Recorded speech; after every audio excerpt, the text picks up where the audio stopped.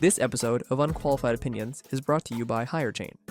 Your next hire could come from anywhere: a recruiter, a job board, a referral network, or conference. Hirechain manages hundreds of candidate sources for you, so you only see relevant applications and can focus on picking the best person for your team. On average, our customers fill open roles faster and 30% cheaper than with traditional recruiters. Leading companies like The Graph and Messari already use Hirechain. So get your time back. Talk to Hirechain today and hire the best, fast. Visit hirechain.io/Messari for prioritized onboarding. This podcast is meant for informational purposes only and is not meant to serve as investment advice. Hosts and guests may hold cryptocurrencies discussed in this episode. Opinions expressed may not reflect the opinions of Messari.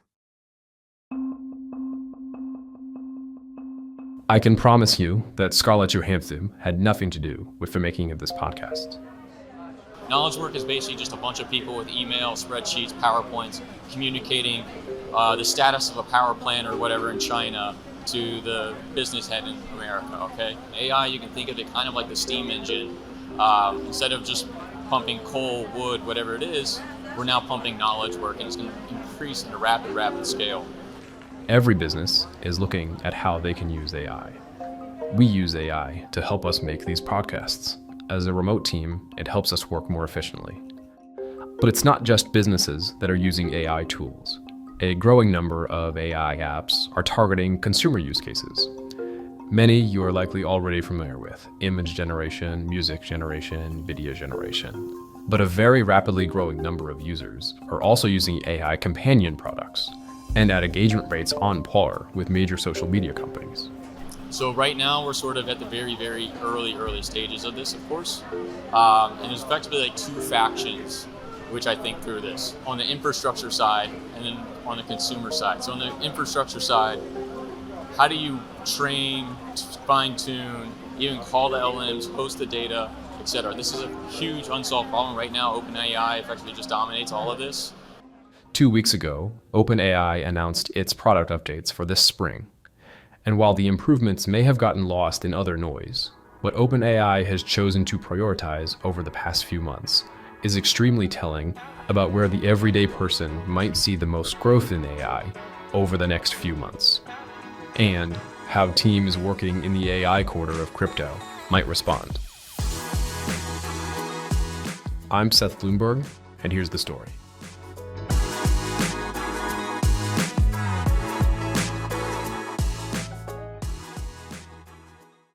Messari's annual conference Mainnet returns this fall, September 30th through October 2nd.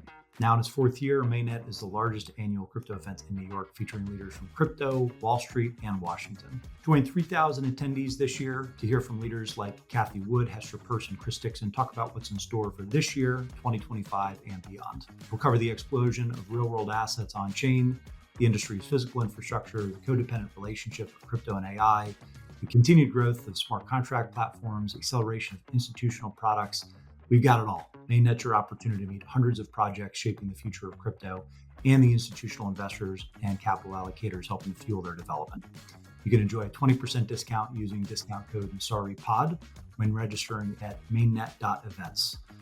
Interested in a prominent presence at this year's Mainnet? Snag a meeting room or a booth and contact events at Messari.io to explore all Mainnet has to offer.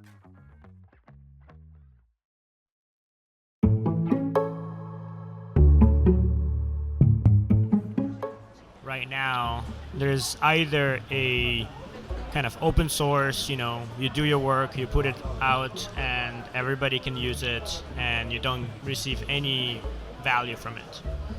Or you do it closed source, you keep your model, and you give somebody an API, or you sell a service, or whatever it is. And it's like, and you only have this kind of two sides of the market right now. And this leads to just economically to this fact that people want to keep the models internally and kind of build a service around it and capture the value, because it does take money to build it. It takes money to attract talent. And so where crypto comes in is crypto has been innovating on how to monetize open source, how to build how to build a new way of compute in such a way that people are still paying for transacting, but it is an equitable market and open market for everybody to participate. Hey Seth, how are you? Hey Ryan. Amidst all the developments and progress on the regulatory side of crypto in the past 2 weeks, OpenAI showcased their spring updates, and it relatively probably flew under the radar for most people who follow crypto. Yeah, I think it might have flown a bit under the radar for people focused on the AI world too, because many were expecting it to be an announcement of an entirely new foundational model, like a GPT-5, for example. But instead, it was a series of what were essentially upgrades to their current model's infrastructure that were maybe less headline-worthy, but I felt were still very telling, and especially in the context of what we heard Ilya Polosukin of the NEAR protocol and our former colleague Dustin Tian are talking about earlier. Yeah, remind people what the announcements were specifically. So they're calling it GPT-4o, obviously a partial step up from the previous GPT-4. And there were 3 primary upgrades. The first is they made the response time to audio prompts twice as fast as they claim it used to be. Second is they cut the cost to access the model's audio prompt feature in half and increased usage limits. And third is that they made this GPT-4o model available for free tier users.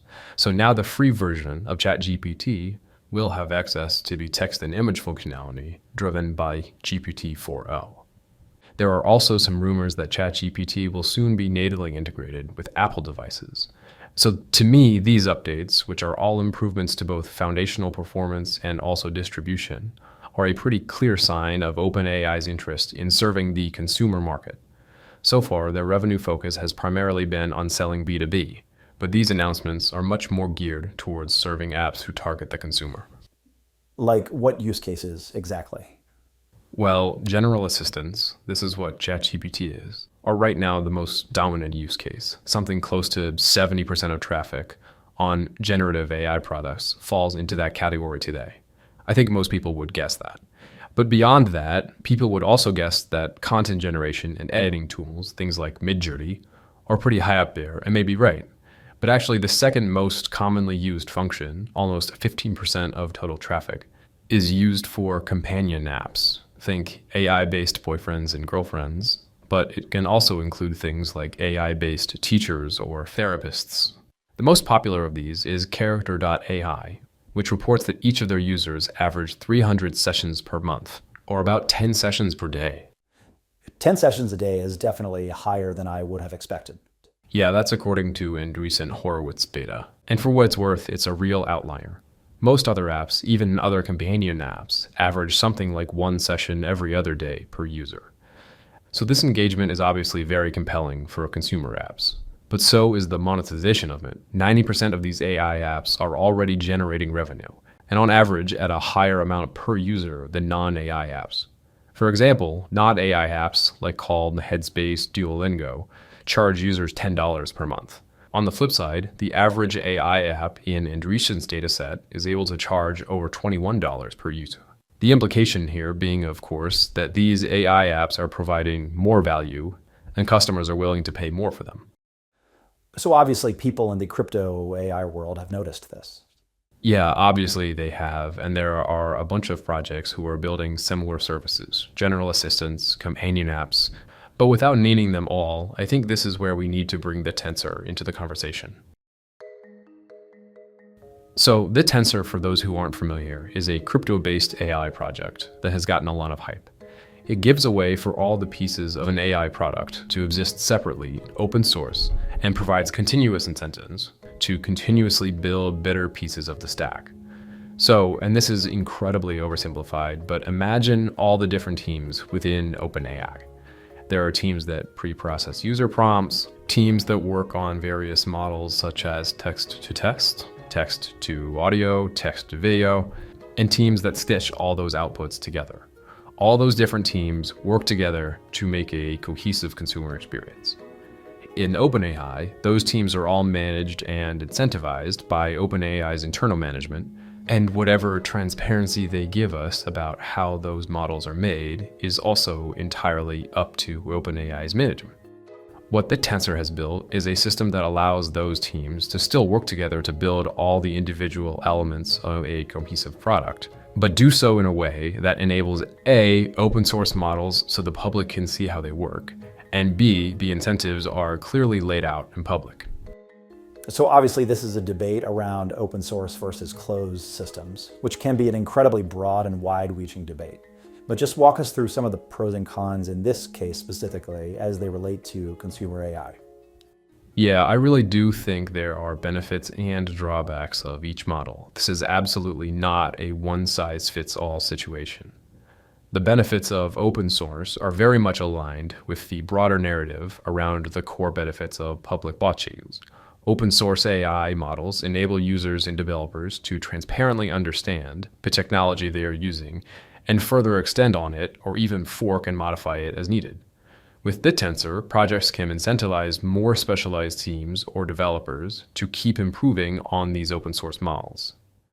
Now, the challenge with open source is coordination and distribution. OpenAI, as a centralized entity, can very efficiently direct its employees to stay focused on the priorities it decides it wants to chase.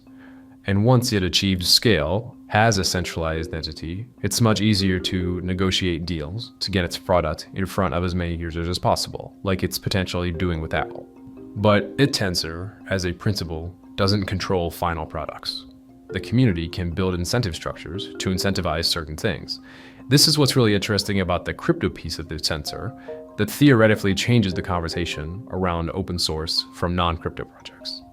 Historically, it's been very difficult to get a lot of open source projects rowing in the same direction. Crypto can hypothetically change that, but the reality is that it's hard to imagine a world where an open source project can be as efficient with their resources and with distribution deals as a closed project like OpenAI.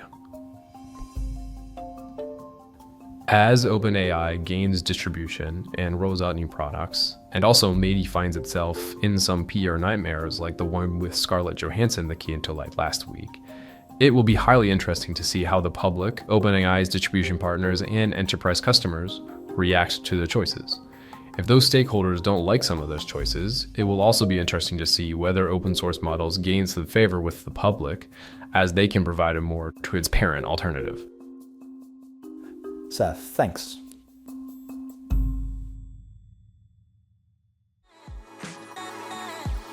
This episode was written and produced by Steve Bichimer, based on the research piece, OpenAI's GPT-4o and AI Companions, I wrote from Messari Pro in May 2024. To read more about OpenAI, BitTensor, and crypto projects driving innovation in AI, please consider subscribing to Messari Pro at messari.io.